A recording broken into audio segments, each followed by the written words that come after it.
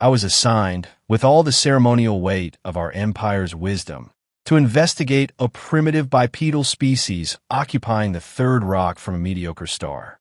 Humans, they call themselves. Such confidence in a name, as if owning the syllables grants them meaning. The Empire considered them irrelevant, a distraction at best, yet my team was ordered to confirm the suspicion. They were harmless. Naturally, I was the perfect choice.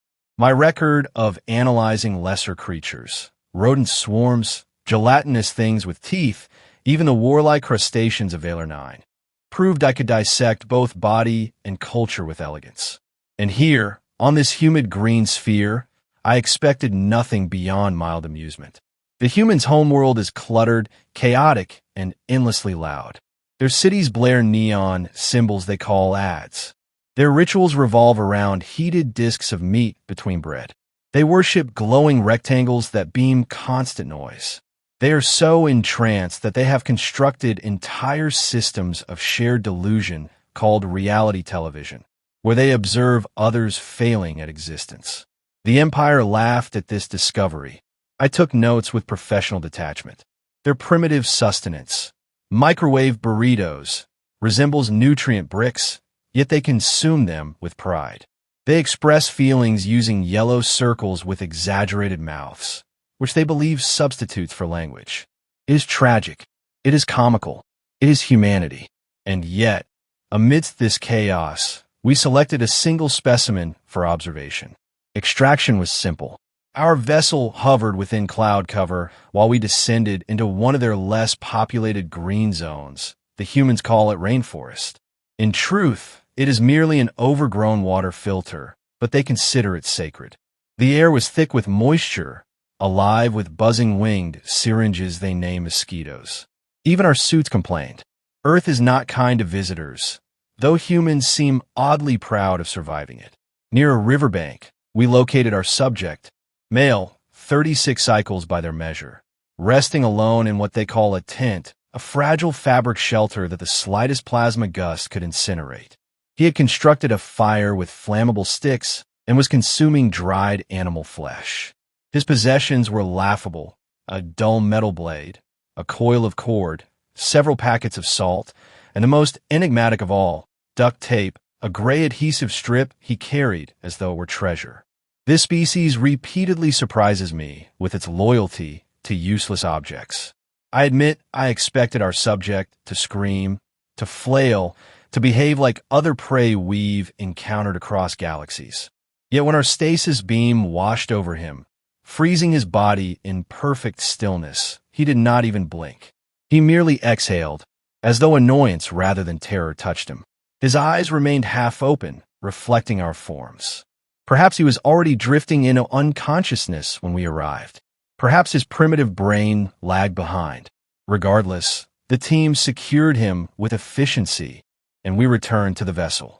I documented the operation with flair, noting how docile he appeared, how simple it had been to interrupt his woodland ritual. Our pilot joked, "1 human down, 7 billion to go." I replied that this would not take long, though I privately wondered whether the Empire had overestimated even this task. A species so distracted by its glowing rectangles and fried meat patties hardly seemed worth military attention.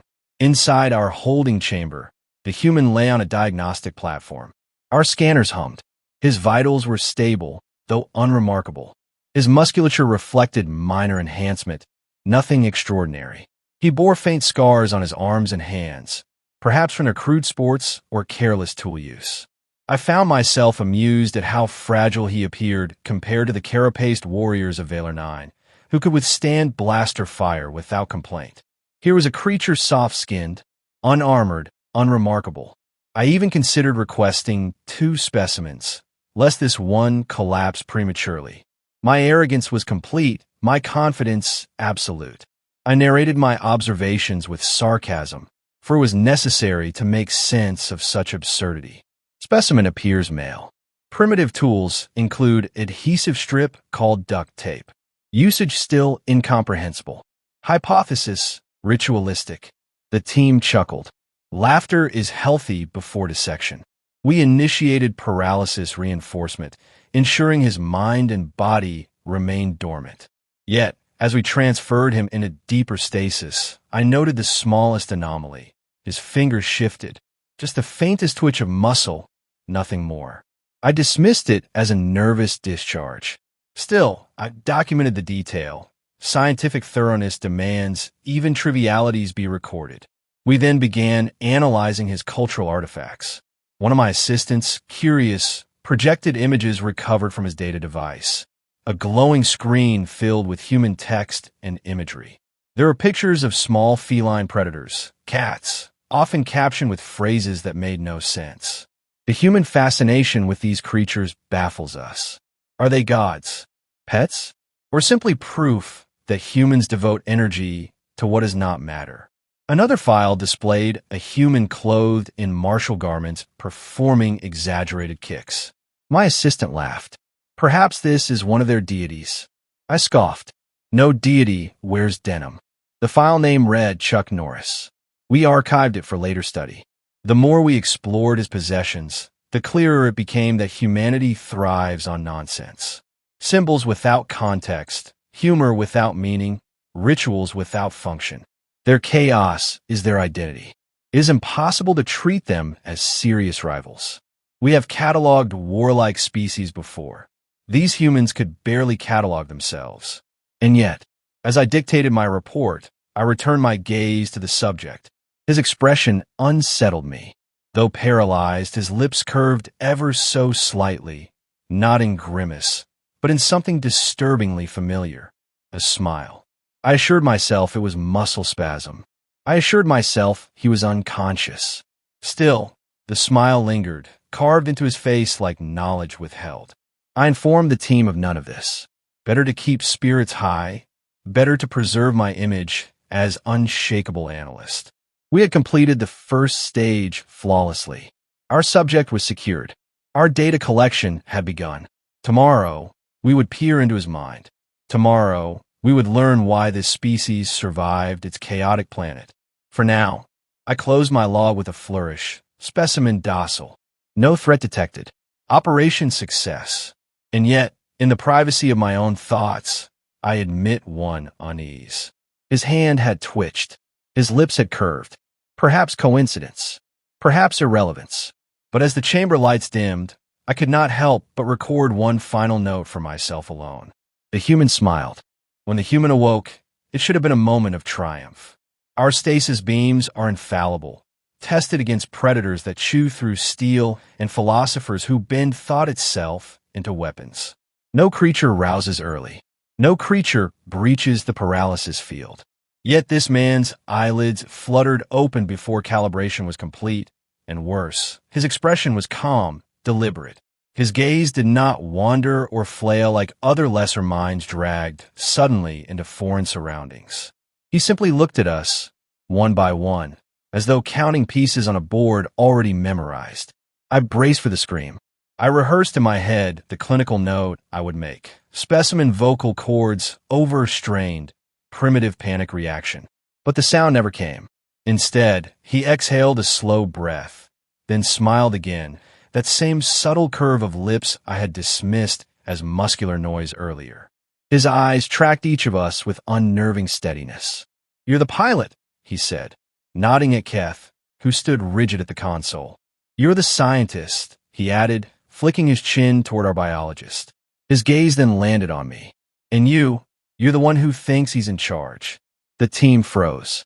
I prepared a reprimand, but none left my mouth. My throat had dried in ways it had never done before. I am trained to record, not to react, yet here was a supposedly primitive creature identifying our roles without hesitation. Protocol demanded I dismiss it as coincidence, but protocol I felt was slipping. I forced formality back into my voice. "Specimen, remain silent. You are undergoing examination." He tilted his head slightly. "Examination," he repeated, as though testing the word. "You really ought to work on your bedside manner." His tone carried amusement, not fear, and amusement in captivity is more threatening than rage. Rage can be controlled. Amusement suggests knowledge of outcome. I ordered the restraints tightened. Energy beams glowed brighter around him, cocooning flesh and bone. He should not have been able to twitch a finger. Yet his composure did not falter. He studied the humming devices and remarked, "That's sloppy wiring on the emitter array." I noticed it during the ride-up. My quills stiffened. No specimen had ever admitted awareness in transit. Our paralysis field is designed to suppress memory and sensory input. Yet this human described details as though he had been an observer, not a prisoner. My colleagues shifted uneasily, though they tried to mask it. I spoke sharply to cut through their doubts. "Your words are nonsense, human. Remain docile, or you'll be sedated." He grinned wider. "Already am, are not?" The tension in the chamber thickened. Our instruments hummed nervously, almost mocking my authority. I returned to scientific procedure, demanding data. Brain scans initiated. Neural patterns flared across displays in convoluted waves, overlapping, cascading in shapes we had no chart for. My assistant muttered, "This cannot be right." I silenced him with a glare. But even I saw the truth. The readings exceeded normal human capacity. This man's brain was not operating in the sluggish rhythms of a species. It pulsed with acceleration, with structure too intricate for our models. The human watched us observing. He seemed to enjoy our discomfort. Then he said, "You're wondering if the machine is broken. It isn't." Every word from his lips was a strike against certainty. I tried to maintain arrogance, crafting sarcastic notes to soothe myself. Specimen exhibits delusional confidence, believes himself knowledgeable. But my voice, even to my own ears, sounded hollow. He continued casually, "Let me guess, next you'll test reflexes, then probe memory. Won't get much from that. I was awake during most of your fiddling." The biologist whispered, "How does he know our procedure?" The human shrugged, as though hearing him. "It's not hard to guess. You've got the look of scientists, hungry eyes, twitching fingers, pretending you're in control." His gaze settled back on me. "But you're different. You're scared already, trying not to show it." Scared. The word should not apply to me. Fear is for subjects, not analysts. Yet my chest tightened. I wanted to deny it, to bark laughter. But instead, I recorded more data, desperate to bury the disquiet. He changed tactics, then, speaking in riddles. "You know, I always wondered if this would happen. Aliens show up, poke around, try to figure us out. I pictured gray skin, big eyes, maybe a tractor beam. And here you are, just as cliché as the stories." His levity was infuriating. Humor at a time like this. "Humans are absurd," I muttered. But beneath my contempt, I noted something sharper. He was dictating tone. We were reacting to him. He leaned back against the glowing field and asked conversationally, "So tell me, are you more Star Trek or X-Files?" The terms meant nothing. My assistants exchanged looks. I demanded he explain, but he only chuckled softly. "Don't worry, you'll figure it out." Our scientist attempted to stabilize the situation by beginning memory extraction. Probes extended, scanning deeper into his neural pathways. The display lit up violently, throwing error codes. His patterns resisted. They shifted to mimic interference, blinding the sensors. "Impossibly abnormal," the biologist whispered. The human, still calm, answered, "Not abnormal. Just trained." That word, trained, it landed heavier than any insult. He was not merely adapting, he was prepared. I forced laughter to regain authority. "You claim training? Your species trains to sit in chairs and watch glowing rectangles. You train to consume sugar water. What possible training?" "I've worked in counterintelligence," he interrupted, voice low but clear. "Special forces before that. Now security testing. I was running exercises when you grabbed me." The silence following his admission was unbearable. My team looked at me, awaiting dismissal of his claim, but no words formed. My confidence cracked like brittle shell. He went on with chilling nonchalance. "I've already sent a message. By now they'll know." Alarms blared. Systems flickered. My heart clutched as red lights washed across consoles. The human did not flinch. He merely smirked, eyes glinting with private satisfaction. "You really should check your containment field seals," he murmured. We scrambled, issuing commands, scanning panels, searching for faults. He simply watched, serene, as though he had orchestrated the moment. I fought to keep composure, to declare it coincidence, yet doubt gnawed deeper. Still, protocol demanded order. I ended the session abruptly, commanding shutdown of probes. My log entry rang hollow. Specimen exhibits abnormal cognition. Investigation continues. I wanted to believe my own report, but the man's final whisper lingered louder than alarms. You think I'm your subject. You'll learn I'm not. And for the first time, I felt my arrogance shrinking into something smaller, something colder. The chamber smelled of ozone and humiliation.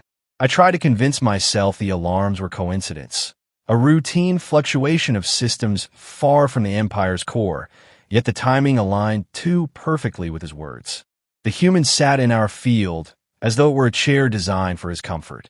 His posture suggested not captivity, but negotiation, as if he were waiting for us to recognize we were the ones restrained. We resumed testing because to stop would be to admit fear. Probes descended again, luminous threads brushing against his skull, mapping neurons with precision finer than a whisper. The scans pulsed across the monitors, sprawling into shapes I had never seen, labyrinths of thought folding inward and outward in dizzying spirals. I had expected sluggish simplicity. Instead, the machine strained to keep pace. One of my subordinates muttered, "It looks like strategy." I silenced him, but he was correct. The patterns resembled tactical matrices, the kind our generals sketch before launching campaigns.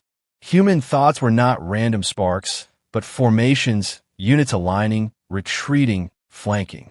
It was as though his mind perpetually waged war. I documented with feigned detachment.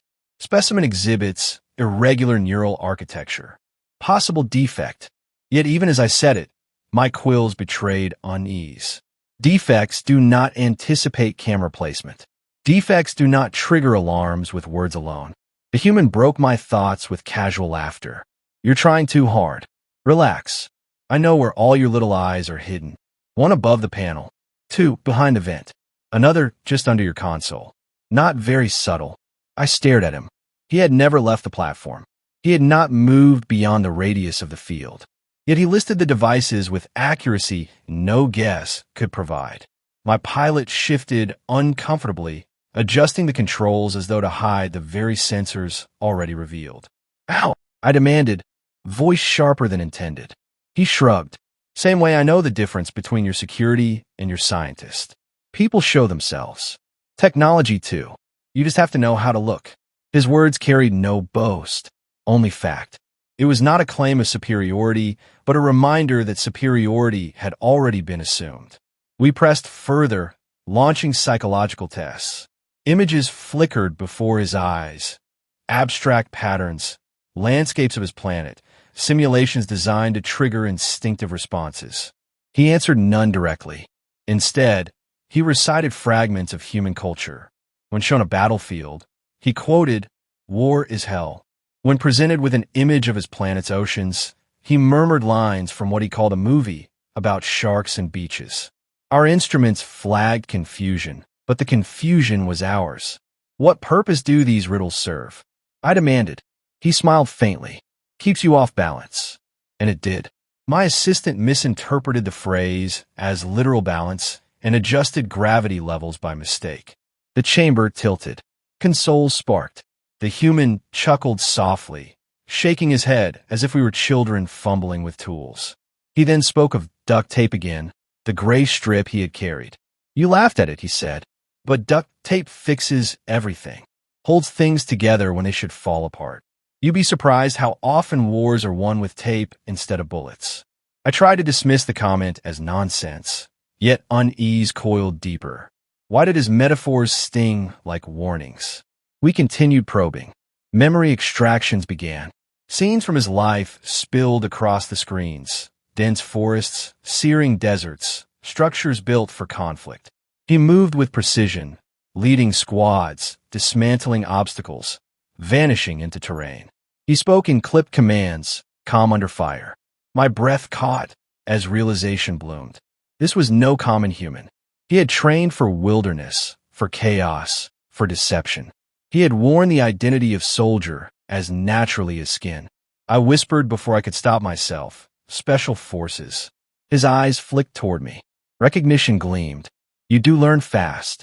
My team erupted with questions, debating probability, demanding verification. I silenced them with a gesture, though my own thoughts howled. The Empire had dismissed Earth's armies as ceremonial, little more than parades of uniforms. Yet here was evidence of something sharper, hidden beneath spectacle. The human leaned forward as far as the field allowed. You know what I do now? Security testing. Corporations, governments, whoever needs their defenses probed. They asked me to find cracks. I always find them. His smile returned, that unsettling crescent of certainty. And guess what? I found yours too. The lights above us dimmed in eerie unison, then flared back, then dimmed again. I barked at the crew to stabilize systems, but no explanation satisfied. Only his words remained. You already feel it, he said softly. That itch in the back of your mind. The part whispering you're not the one in control anymore. My arrogance faltered completely. I wanted to reassert dominance, but every command sounded like begging disguised as authority. I demanded he clarify what message he had sent earlier, the one he claimed would reveal us to his world. He tilted his head. Maybe I did. Maybe I didn't. That's the thing about people like me. You never know what's real until it's too late. I felt the chamber shrink. His calm unsettled me more than any weapon. A violent subject I could contain. But this quiet confidence was a contagion seeping through every console, infecting every crew member. Still, I clung to procedure. Specimen, I announced. Your claims lack evidence.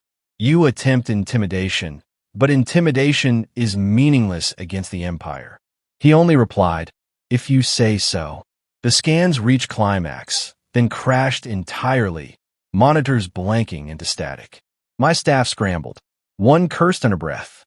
The human closed his eyes as though resting after exertion. When he opened them again, he whispered, now you're blind.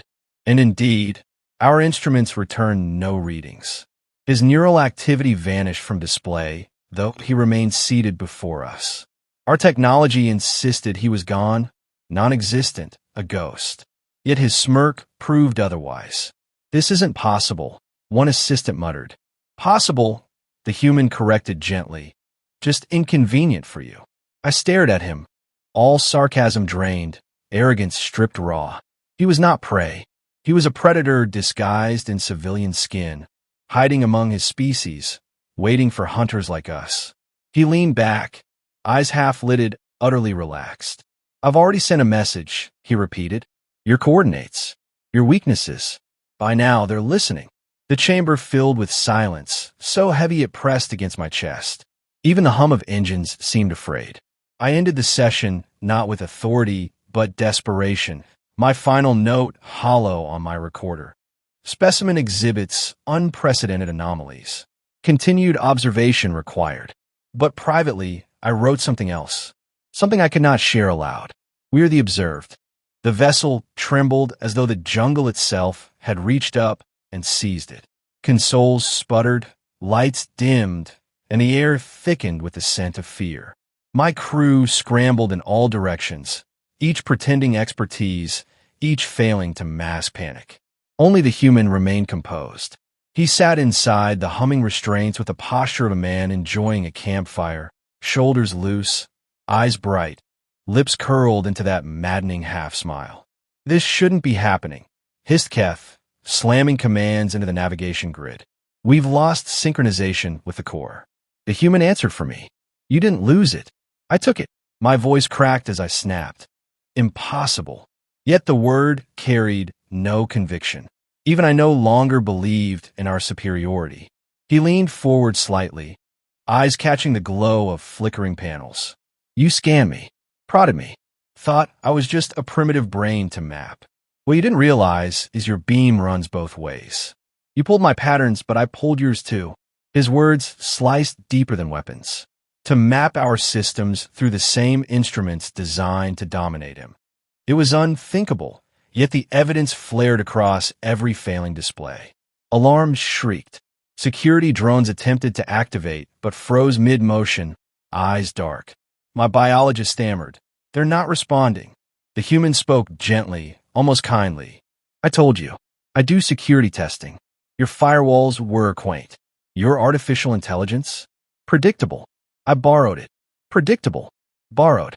He described disarming us as if discussing borrowed tools at a campsite. The arrogance of our empire, once a mountain, now felt like sand beneath a tide. I clung to procedure. Specimen, you will cease interference immediately. He chuckled softly. Specimen, that's cute, but I'm not the one being studied anymore. You are. My words died. Around me, my team glanced in every direction but mine. Authority had evaporated like mist. The ship lurched, doors sealing one by one. Hallways echoed with metallic clangs as barriers locked into place. My crew was separated, voices calling through comms before cutting to static. I was left with him, alone in the chamber that no longer felt ours. You've isolated us, I whispered. Correct, he said. Your AI did most of the work. I just gave it different instructions. His composure was unbearable. No predator should look so relaxed. Predators roar, thrash, intimidate. He merely smiled. You asked earlier what message I sent, he continued. The answer's simple. I didn't need to send much. Just proof you exist. Just coordinates. Earth's been listening longer than you think. I forced myself to laugh, though it sounded brittle. Your planet has no fleet, no reach, no capacity. Maybe not flashy fleets, he interrupted, but defenses? Monitors? Let's just say Earth isn't as blind as you hoped. We've been patient, letting you underestimate us. Playing dumb is the oldest trick in warfare. Patience. Playing dumb. The phrases rang louder than alarms. Had Earth truly disguised itself so thoroughly that even the Empire's analysts failed to see? My chest tightened with the possibility. The ship's gravity flickered, briefly suspending us before slamming us down again. My bones rattled. The human barely moved, rolling with the shift as if accustomed to turbulence. He looked at me with calm pity. See, that's the difference. You fight wars loudly. We fight them quietly. You expected an easy conquest. Instead, you've handed your blueprints to the very species you mocked. Blueprints. I imagined our schematics unraveling under human scrutiny, every vulnerability cataloged by minds trained not just to survive, but to dismantle threats piece by piece. I whispered, what will your kind do with this knowledge? He tilted his head. What do you think? We'll prepare. We'll adapt. And next time, when you come with armies instead of research crews, we'll be ready. Next time, the words landed like a prophecy. I tried to stand taller, to salvage dignity. Our empire is vast. You cannot frighten us with shadows and duct tape. His grin sharpened. Funny you mentioned duct tape. Do you know why we love it? Because it's not elegant. It's not sophisticated, but works. Humans survive not by being perfect, but by making do. We turn scraps into weapons, disasters into training, mistakes into lessons. You'll never understand how dangerous that is. Every sentence tightened the vice around my chest. He was right. We did not understand. Our empire worships precision, efficiency, order. Humanity worships none of these, yet thrives anyway. That makes them unpredictable. That makes them lethal. Another alarm screeched, this one deep and final. Core instability. My instruments flashed warnings, but I barely registered them. My gaze remained fixed on the human. He sat unflinching, as though chaos bent around him instead of through him. He spoke once more, softly enough that the words etched into me like scars. We thought Florida Man was an isolated case. He is not. I almost laughed, though terror strangled it. I did not know the reference, but the tone conveyed truth. This man was not anomaly, but symptom. His kind, chaotic, cunning, irreverent, was common among them.